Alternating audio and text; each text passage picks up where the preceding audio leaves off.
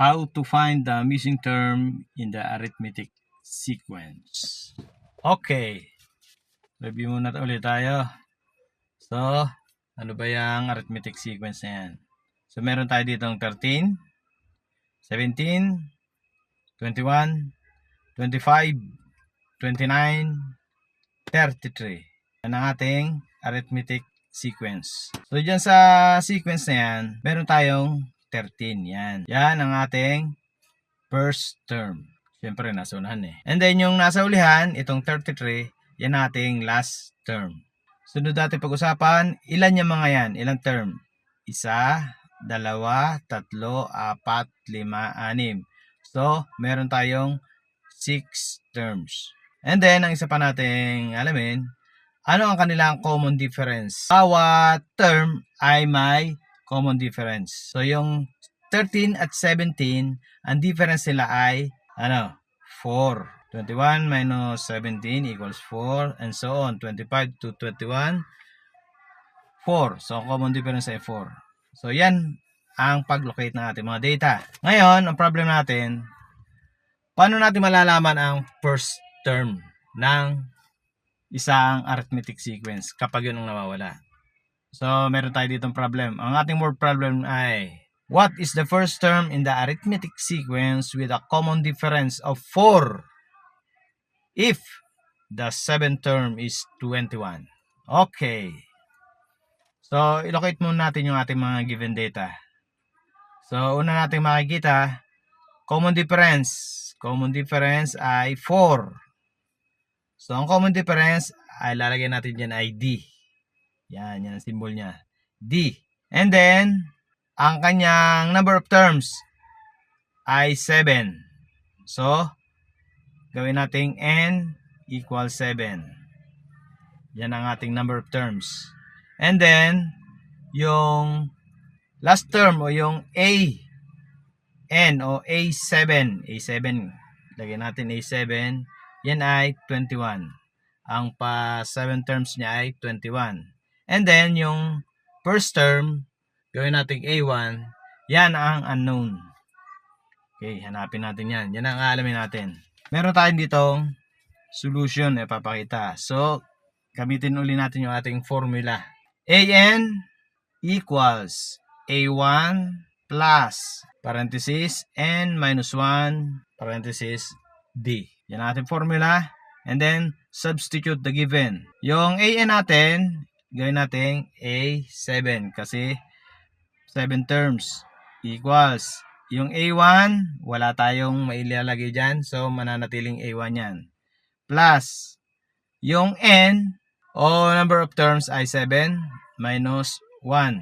Parenthesis, multiply by common difference natin. Ang common difference natin ay 4. And then, simplify natin. Pagsamahin natin yung mga dapat munang pagsamahin. I-priority natin yung nasa parenthesis.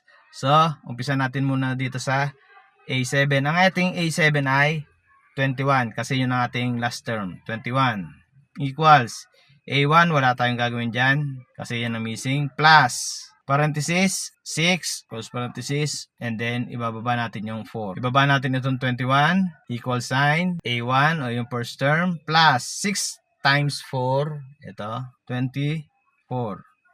And then, ito lagi kong pinakamalinaw na sinasabi sa mga bata para madali lang maunawaan. Ang 21, number. And then, doon sa kabila, ang pinakambakod nila, sinasabi ko lagi yung equal sign.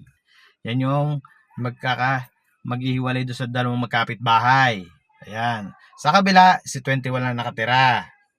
Sa kabila, meron dong si A1, which is letter, plus 24, siya naman ay si number.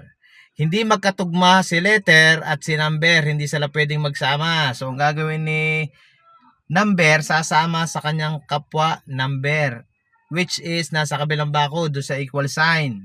Okay? So, sasama yun doon kay 21. Okay, ibaba natin itong equal sign.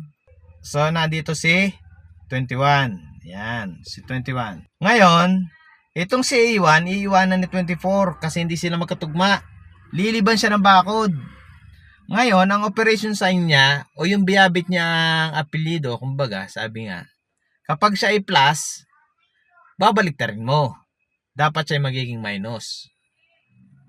And then, kapag siya naman ay multiplication, ang kanyang dalang sign, kabaliktaran yung inverse operation niya. Ang kabaliktaran ng multiplication ay division. So, dito naman sa usaping ito, ang dala niya ay plus. So, kabaliktaran ng plus ay minus. Kasi liliban siya ng equal sign. Okay. Yan. So, nandito si 21, sasamahan ni 24 plus 24. Pagliban niya dito, magiging minus 24 na siya. Yan ang ating rules. Yan. And then sa kabila, may iiwan si A1. Itong si 21, positive. Itong si 24, negative. Hindi pwedeng magsama ang kanilang sign kasi magkaiba. So, pag magkaiba ang sign, subtraction mangyayari. 24 minus 21, 3. Sino susunding sign? Mas mataas ang absolute value ni 24 nung negative. So, yung sign niya ang masusunod. Okay. Equals A1. So, ang ating first term ay negative 3. Okay, next problem. Simple na lang natin. Wag ng word problem. So, meron tayo ditong first term, nawawala. Second term, third term, nawawala. Fourth term, fifth term, 17. Sixth term, 22. And then, seventh term ay 27. Ang hanapin natin itong si first term. Yan. Ito ang nawawala. Ngayon, hanapin muna natin yung ating mga given data na available.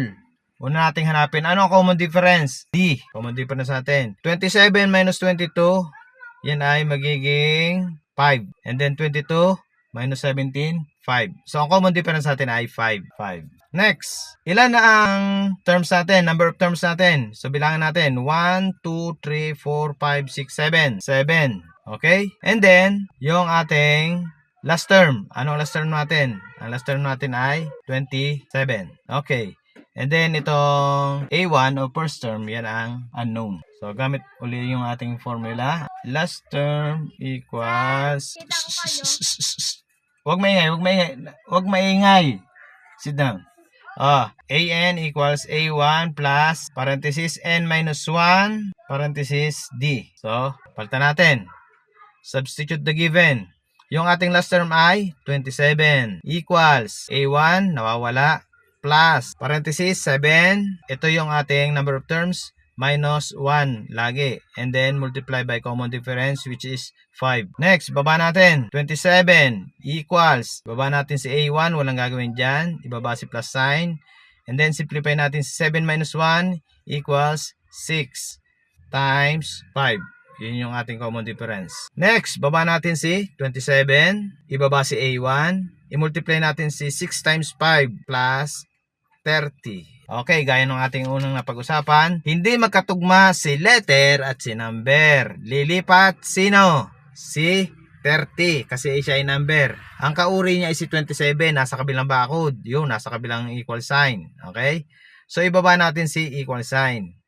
Itong si 27, nananahimik dyan. Pupuntahan nitong si 30, si plus 30. Pagliban niya, yung plus 30 mababaligtad. Magiging inverse. Ano? Yung plus magiging minus. So, minus 30. Okay. Okay. Equals A1 o yung first term. So, gaya na napag-usapan natin, kapag magkaiba ang sign, hindi pwedeng magsama ang kanilang sign. Subtraction.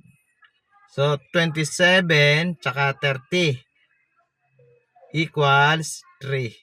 Yan. Kaninong sign ang susundin? Kung sino yung mataas ang absolute value. Mas mataas si negative 30. Mas mataas siya. So, yung sign niya ang susundin. So, negative 3 equals A1. Ang ating first term ay negative 3. Okay, that's all for now. Alternative learning system. Thank you.